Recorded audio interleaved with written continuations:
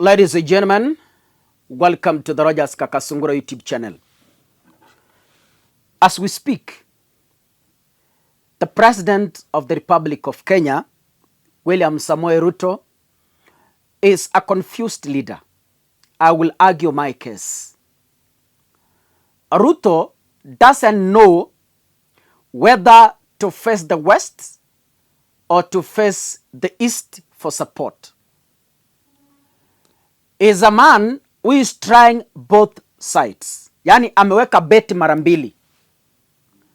Ameweka bet China na ameweka bet USA.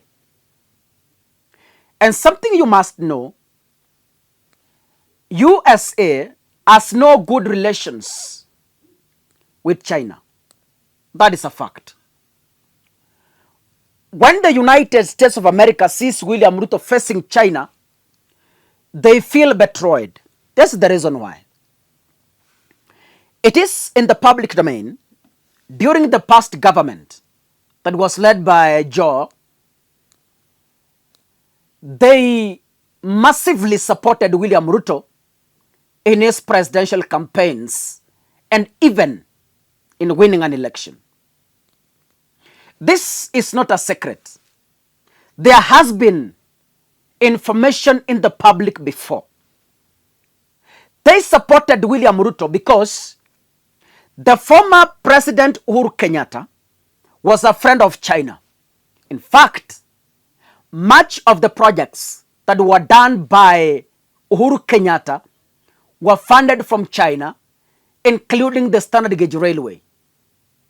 So, USA started to find a way of repositioning or positioning itself by having close diplomatic ties with Kenya so that they can have access to business.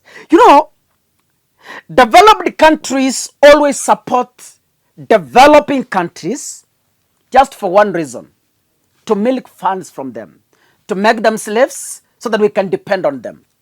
So when William Ruto won an election, it was Christ, and even Ruto went to the USA, akawekewa red carpet. At first akapewa maloans na IMF, and even IMF helped William Ruto in drafting the controversial 2024-2025 finance bill that saw the Gen Zs move into the streets to protest. But William Ruto was in China recently. He was in China recently. He toured China, katembea pale, and there was news all over that William Ruto has won several agreements with China to fund projects.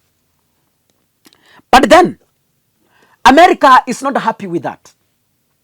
America is annoyed. And how do you know America is annoyed? It has publicly spoken and publicly admitted that yes, we are indeed annoyed.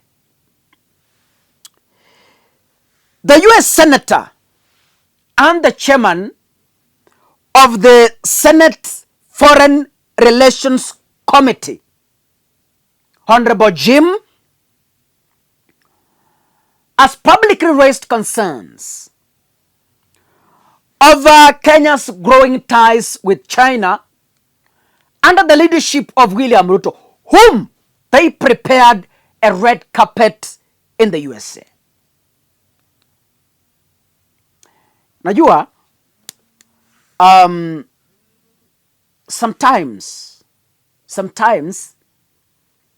let me ask this. It can look insane and out of the ordinary, but allow me to ask this. And this question goes to women. As a woman, it happens that umependa mwanaume, and this man, wakati umempenda, you want to win that man, as they say. So sometimes in some of the circumstances, you fall into his trap and umshushia bendera. Yeah? After some time, after 2 to 3 weeks, amekupea promises. Nakwambia you are mine. I'll work with you. I'll support you. Hata pesa ulikuwa nazo kwa sababu maybe he is financially down, unamsaidia. But later on you came to realize this gentleman ameenda kulala tena kwa mwanamke mwingine. What will you do? How will you feel as a woman? Let me see what you have on the comment section. This is exactly what America is feeling. Huyu jamaa amekuja, tumemwekea red carpet, tumeboro expensive utensils, tumempatia chakula amekula, na tumeelewana kwamba we are going to work together. After a few months, jamaa ametorokea kwa msichana mwingine China. So America imeona mwanaume ako kwa bedroom na msichana mwingine pale China. What do you do? This is what Jim is saying.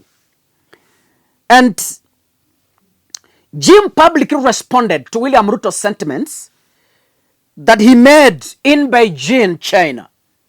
And this has really anchored the United States. And the United States has vowed to revisit their diplomatic ties with Kenya. So Ruto may lose it big time from the United States.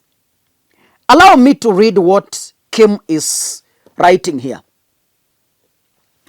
Just last month, President Ruto declared that Kenya, a major NATO ally, and China are co-architects of a new world order. That is not just alignment to China, it is allegiance. So Jim believes that William Ruto has sworn allegiance to China. And Jim believes that William Ruto has abandoned the United States, which massively supported him, which at some point feels that they made him the president. So Senator continues to say, I submit for the record the text of that speech, replying on leaders who embrace Beijing so openly is an error. It is time to reassess our relationship with Kenya and others who forge tight bonds with China. So, we must stop building US policy in Africa around individual leaders and instead focus on strengthening institutions, expanding the region's young and dynamic populations. That means being clear-eyed about our potential and existing partners in the region. In many cases, these governments are not wholly legitimate, which raises the question of whether engagement is worth the costs. That is Jim, a senator from the US, who is speaking. So expect a divorce anytime from the United States. God bless you. See you in the next episode. Asanteni sana.